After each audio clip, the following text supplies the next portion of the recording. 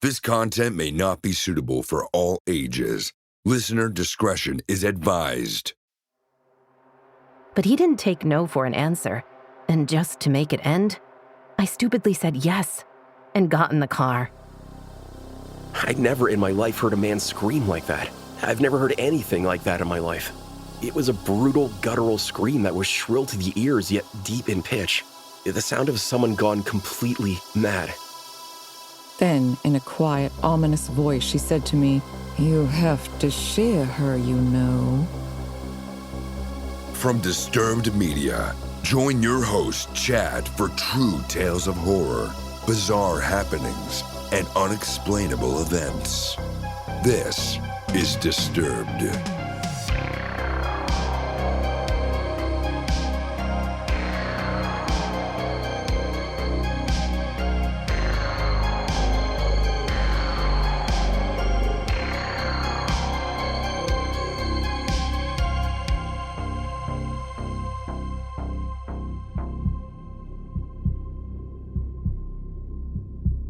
Welcome back in, everyone, and thanks for joining me. This week, I'm bringing you 3 true, horrifying tales that are sure to keep you up at night. So sit back and listen close as we dive into the horror. We open the show hearing from Reddit user Real Mist, featuring voice work by Tanya Eby, and we get into a car with strangers. So this is something that happened to me while I was about 22, living in New York. At this time, I used to have creeps trying to hit on me, thinking I was still a teenager, so I looked younger than my age. It was during the week, and as usual, I was waiting at the bus stop for my bus so I could begin my long journey to my university. The bus stop was next to a photocopy center, but either way, I was minding my business when a much older, robust man approached me. He had pulled up right in front of the bus stop, which I thought was weird because you're not supposed to stop there in the first place. He told me that he was going into the photocopy store and if it would be okay to watch his car while he did so. I always feel weird when people ask me to watch their things, especially because I in no way want to be liable in case something happens, especially because they aren't people I know. And this was a car, outside in a pretty iffy area as is. I told him I was sorry and I couldn't, that I was waiting for my bus anyway, but he was persistent. I tried to excuse myself about twice before just saying okay, knowing I would just hop on my bus if it came anyway. The man went into the store, and in no time at all returned again.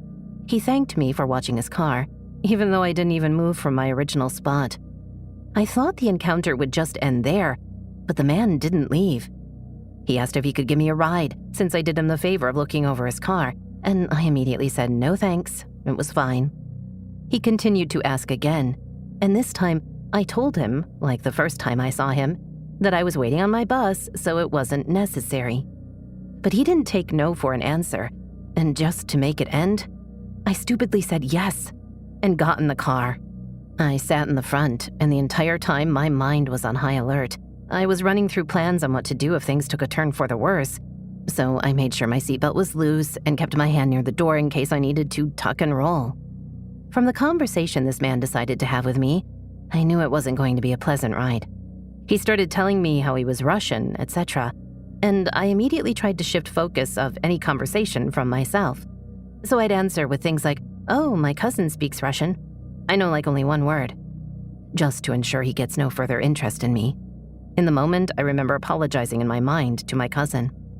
The rest of the conversation he tried to ask about my interests, and I stayed vague. He asked if I liked coffee and the like, and I said no. Somehow the conversation got into territory talking about open-mindedness, and I immediately saw where he was trying to go with it, which was basically asking about sex. I guess he thought he was being slick about it, but I was purposefully pretending it was an innocent conversation and that I knew nothing otherwise. My warning bells didn't really go off, but I think that was because I had already made a million plans in my head on my exit strategy, so I was able to just have a calm conversation. Eventually, a light turned red, and I told him that my destination was right next to where we were, and he went with it. The last thing he told me was that he hoped we'd meet again, and I got out of the car immediately, mentally smacking myself on the head for ever getting in the car in the first place. You hear stories like that, which usually end a lot differently. But I'm just happy for me it ended up being a creepy encounter. I can tell.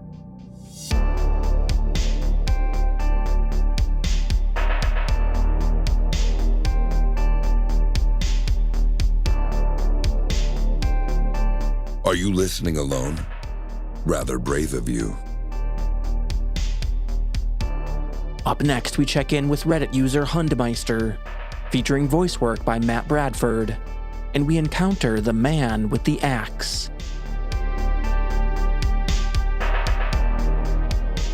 So, to preface, I would like to state that this story is probably going to read like the plot of a campy 1980s horror movie, and it's going to be very long. However, this story is entirely true, and if not for being 5 miles from cell reception and the way this story ends, there would be a police report for verification. And I will be changing names, locations, and some details in order to protect the privacy of the innocent. A buddy of mine and I try to camp twice a month now that I have a vehicle that can be trusted to get me to some of the more remote areas of our state. And we planned a camping trip for February, the 18th to the 20th. We chose a fairly remote location we'd been to the previous weekend where we'd been the only people we'd seen within 1 mile of our camp spot. On Friday night, we got there and set up. The story takes place on Saturday night. It's about 9 p.m., so the sun is long gone and the moon hasn't quite risen yet. And it's pitch black out, other than what our fire lights up. Suddenly, we hear a man screaming. We listen intently, silently sharing an anxious look. At first, we were hoping it was someone drunk and having a little too much fun, but it quickly became obvious this isn't fun party screaming. I mean, it isn't even like he's hurt. It sounds full of despair, anger, and anguish. I'm going to take a moment to remind you that this is at 9 p.m. in pitch black night, in the middle of nowhere woods 5 miles from the nearest cell phone signal, and we hadn't seen anyone in hours. The scream continues for what felt like hours. It was probably about a solid 5 minutes. We had no idea what to make of it and started feeling extremely paranoid. We gathered up anything remotely close to a weapon, and we tried to come up with explanations of the screaming while keeping our eyes on the forest around us.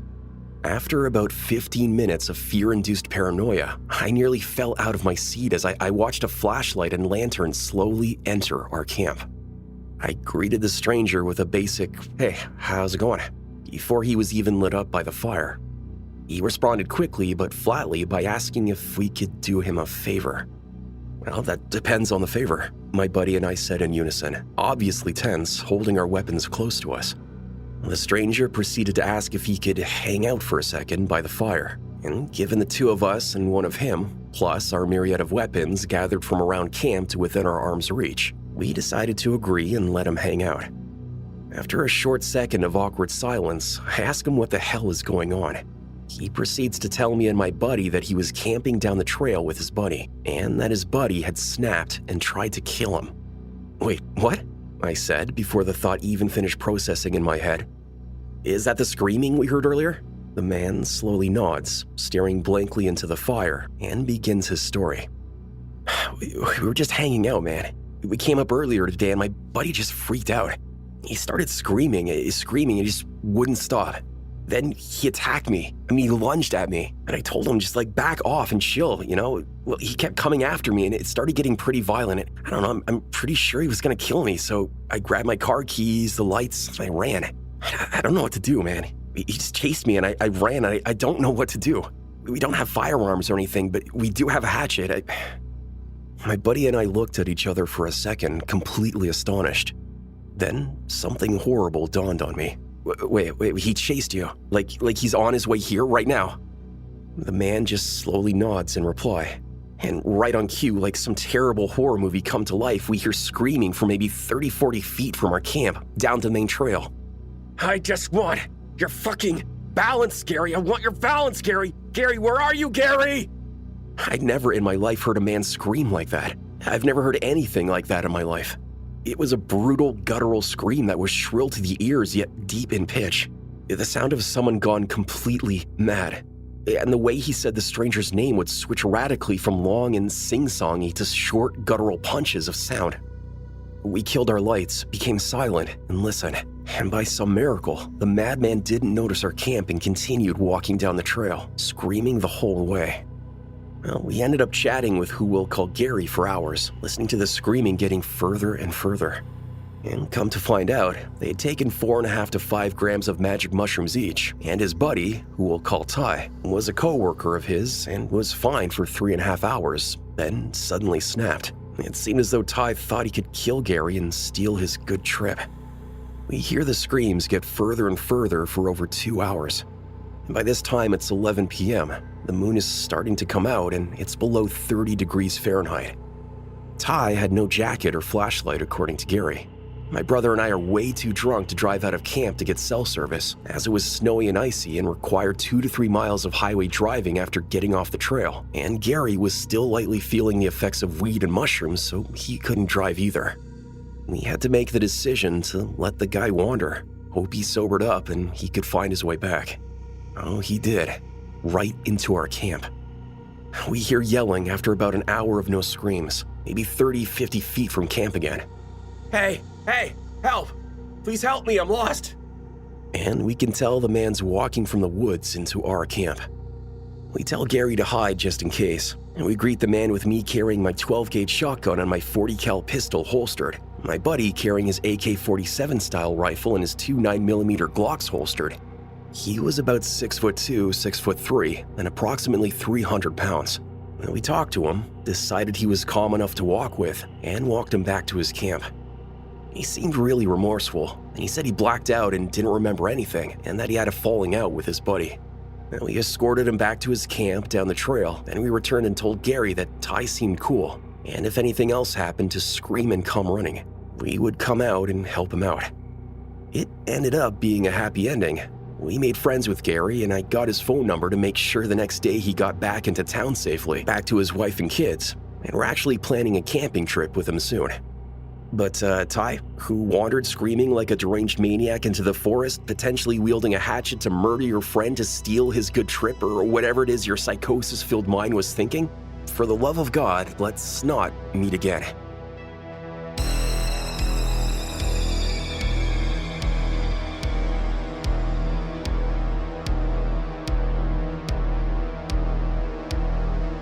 Are you terrified yet? You will be. Now back to the horror. Disturbed Podcast with your host, Chad.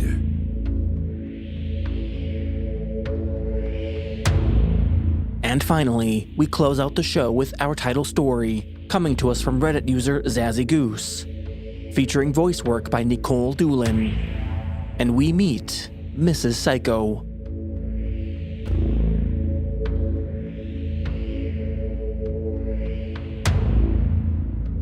I've been through some scary experiences, but this was the worst thing I feel that I've ever gone through in my life. I used to be a very naive, innocent kind of person. I was the type of optimist who believed there was a touch of goodness in every heart. A dangerous mindset to be in. I realize now that seeing the world through my rose-colored glasses put a big flashing red target on my back.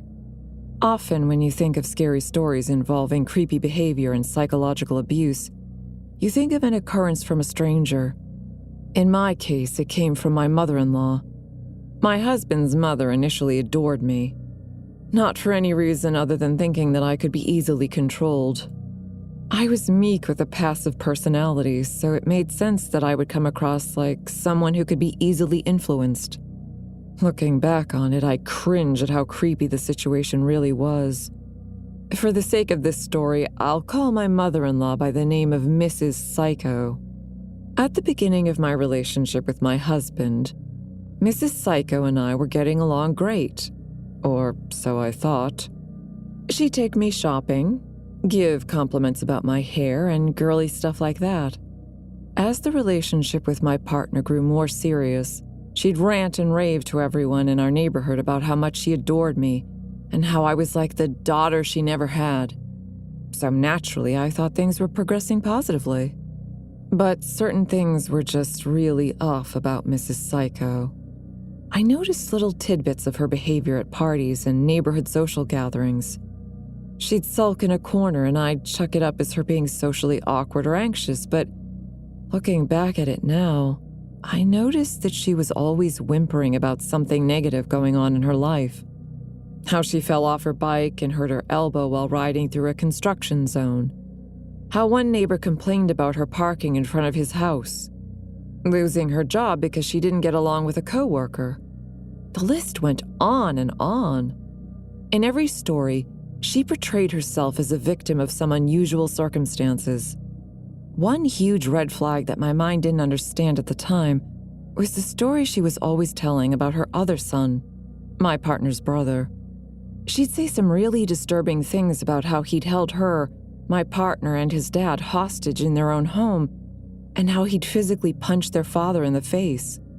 The way she described the story made it sound like my partner's brother was a bully to the whole family.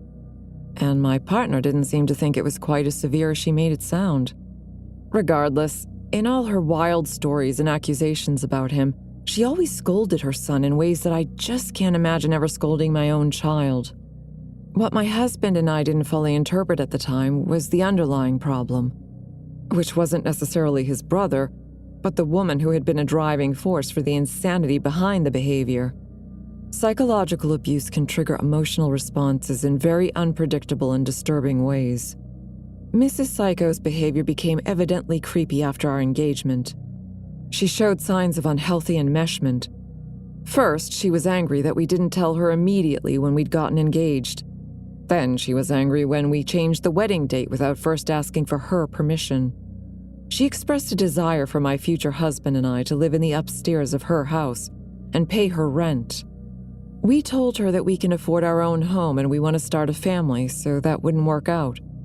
The infuriation in her eyes was frightening. She would look normal one moment, then if you told her something she didn't want to hear, her eyes would turn black. The memory of her eyes still sends me with a frightening chill down my spine. From there, she became increasingly controlling. Mrs. Psycho and her husband, Mr. Psycho, would start showing up to our house every other day or so. I started counting how long they could go without having to see us, and that number came to a mere 3 days. There was no privacy, and I felt that I had to close the curtains over our windows every night. I just had that uneasy feeling, you know? I locked the bedroom doors routine before bed, just to be on the extra safe side. Despite our relationship being pleasant in the beginning, I noticed that I was now feeling like I was treading on eggshells around Mrs. Psycho. Or rather, landmines. It seemed like anything I said was offensive to her, no matter how innocent. I realized I couldn't talk to her like I used to be able to when me and her son were just dating. I remembered when we'd be able to have nice, in-depth conversations, and I had allowed myself to be vulnerable with her. I confided in her about how I had a lot of social anxiety, and that her son came into my life during a time that I was suffering from crippling depression. I talked about how he'd brought a ray of sunshine into my life, thinking that speaking kindly about her son would please her, but she just had this unfeeling, glazed look across her face. Hoping to mend my relationship with her, I decided to help her out one day with organizing her antiques. She had this hobby of going to auctions and buying and selling knickknacks, buttons and stuff like that. She would get very proud of her collections of things that I sort of thought were junk, but to be polite, I told her I saw beauty in these things, hoping to get back on her good side. There were some creepy dolls in the mix, including this horrifying-looking vampire doll with piercing red eyes. She said she'd had that doll for years and used to scare her sons with it when they were little kids. She laughed at the memory, and the sound had an eerie, satanical vibe to it. As if this wasn't enough to freak me out, she then told me this story about how a female coworker complained about her to the HR department at her company. To seek revenge on this woman, Mrs. Psycho wrote a letter that was meant for the coworker's husband, telling him that she was cheating on him. To remain as anonymous as possible, she told me how she slipped on a pair of black gloves and drove the letter to a faraway location so that her address couldn't be traced. I remember feeling very uneasy about her story, wondering how she could get angry enough to drive hours away just to cause emotional harm to another human being. There came a point after hearing this story when I didn't want to be left alone with my partner's mom anymore. My partner tried to talk to his parents about how I was feeling like I was on eggshells around them, but they flipped the narrative to say that they were the ones feeling on eggshells around me. During this time, I painstakingly realized that psychological torture exists in the form of extreme invalidation. Not having your feelings acknowledged can really drive a person crazy. It was then when I felt a little more clued into what may have happened to Mrs. Psycho's other son. I can't be sure because I never met the guy, but I think he was driven mad by his mother's severe emotional neglect. Now she was pulling the same tricks on me and my partner, gaslighting us into believing that we were just too sensitive.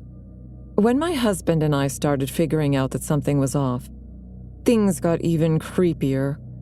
His parents started showing up to our house to corner us into submission. What I mean is, they'd tell us stories to make them seem like victims so that we would give in to demands of what they wanted at the time. If we denied their requests, they'd use psychological manipulation by telling us that we were uncaring or ungrateful. One demonstration of this manipulation was when I became pregnant. I explained that the smell of pizza made me extremely sick, but this was ignored. When Mrs. Psycho insisted that we go to a pizza restaurant for her birthday, I was confused with why I felt like I couldn't say no. My husband was in the same predicament. Somehow, I think we sensed that something bad would happen to us if we declined. This is also because Mrs. Psycho's husband and her sister had contacted us, telling us explicitly that we weren't allowed to say no to her dinner invitations anymore.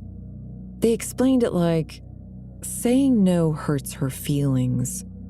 But there was something else there that I can't quite explain. Something hidden beneath the surface that sounded really threatening. I had no idea why, but I just did not feel safe. Then, only 2 weeks after giving birth to our daughter, I had the creepiest interaction of my life. Mrs. Psycho caught me alone while I was on my front porch.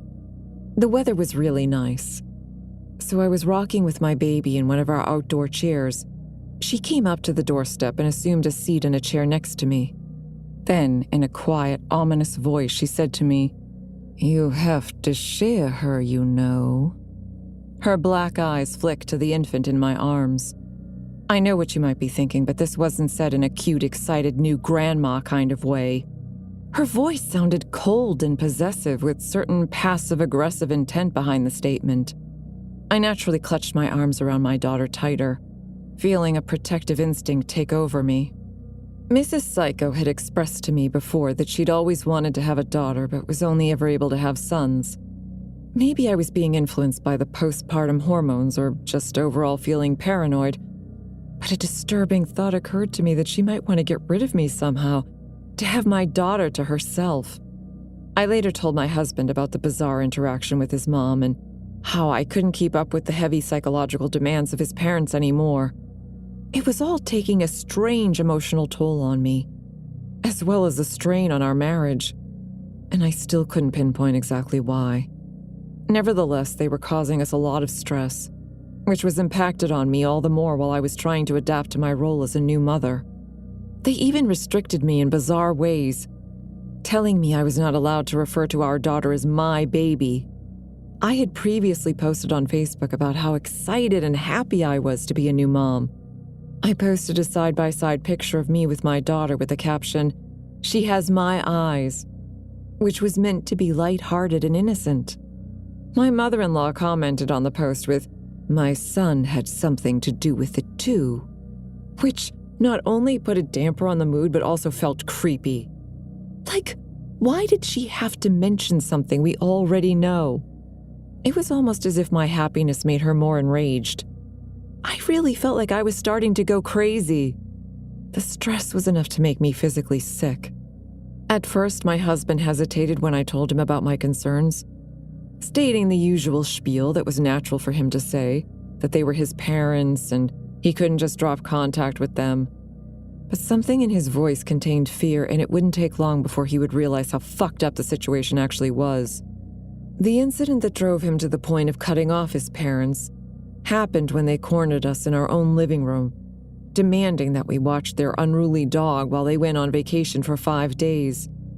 My husband almost caved but stayed firm when he told them, "No, we can't. We have a 2-month-old baby to look after." The murderous glare his mom then flashed at me was intense and enough to make me crawl out of my skin. You know that look someone gives before they're about to attack? It looked like something like that from the movies, very primal and hateful. I thought for sure that she was about to lunge at me and wring her hands around my neck, causing my death by strangulation. I was terrified. Mr. and Mrs. Psycho eventually left our house, but they were clearly angry that they weren't able to convince us to conform to their will. My husband and I had a dark, suspicious feeling that something bad was about to happen. First, we received lengthy emails from Mrs. Psycho, mostly insulting me. She said she thought that I was brainwashing her son, and she went on to portray herself as a victim. She used the knowledge of my anxiety disorder to make an argument that I was mentally unstable and dangerous. She threatened to post about me on Facebook and make our life a living hell if we didn't apologize for deviating from what she wanted. At the same time, she told me that I was dead to her and listed all the mistakes I've ever made in the past, as well as criticizing my faults. I'd be lying if I said this didn't sting. My husband and I needed space to recover from the emotional wounds that she had inflicted on us. We remained silent, not wanting to engage with her any further.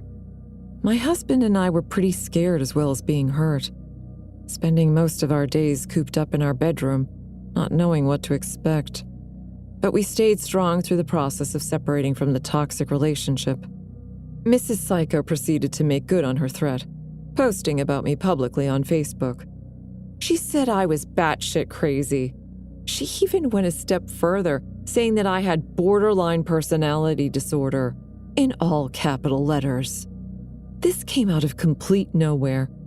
She knew I had anxiety, but I'd never mentioned anything to her about being borderline, because I wasn't diagnosed with that at all. It didn't end there, though. She also posted a dramatic story of how we had banned her from seeing her grandchild. An active smear campaign against me ensued as Mr. and Mrs. Psycho actually went door to door to everyone's house in my community, posing as good citizens to warn everyone about their extremely dangerous, manipulative, 5-foot-tall daughter-in-law. My neighbors didn't react the way that was expected, though. They were more weary of her than of me. Instead of ruining my reputation, which was the desired effect, most people in my neighborhood were majorly creeped out by Mrs. Psycho's efforts.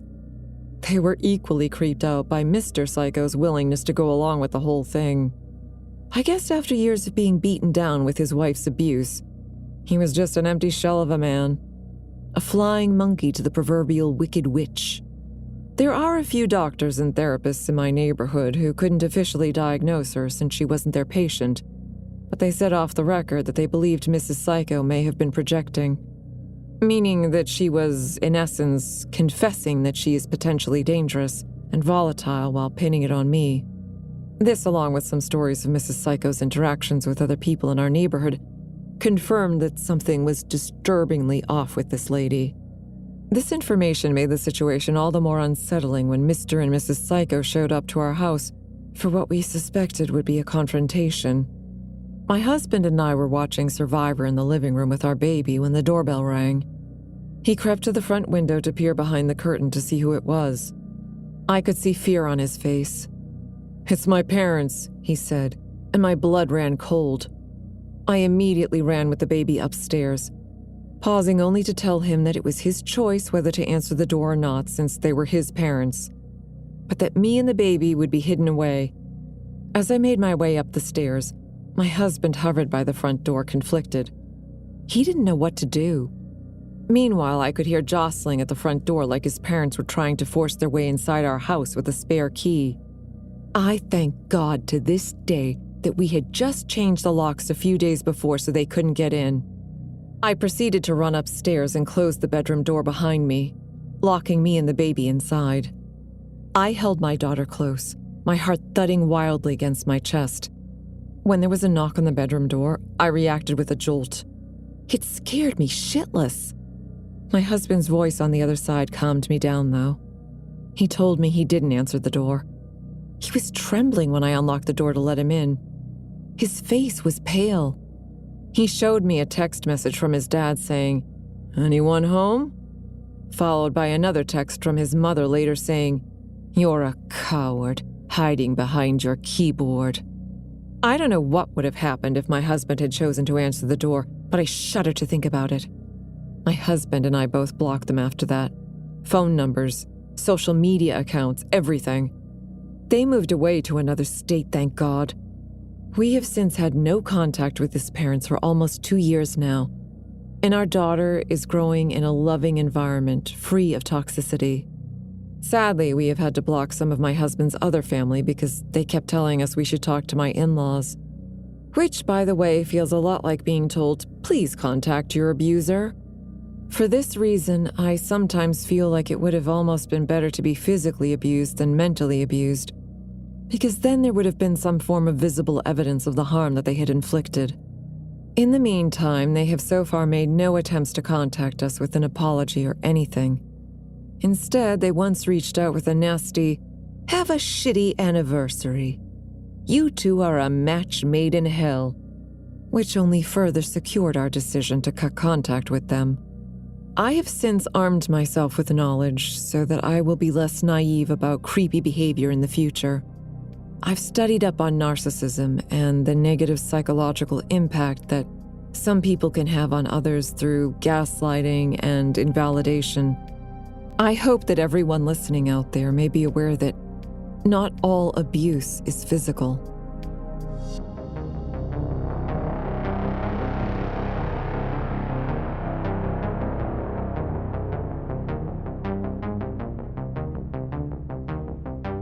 Follow our social channels on Facebook and Instagram at Disturbed Podcast and on Twitter at Disturbed_pod.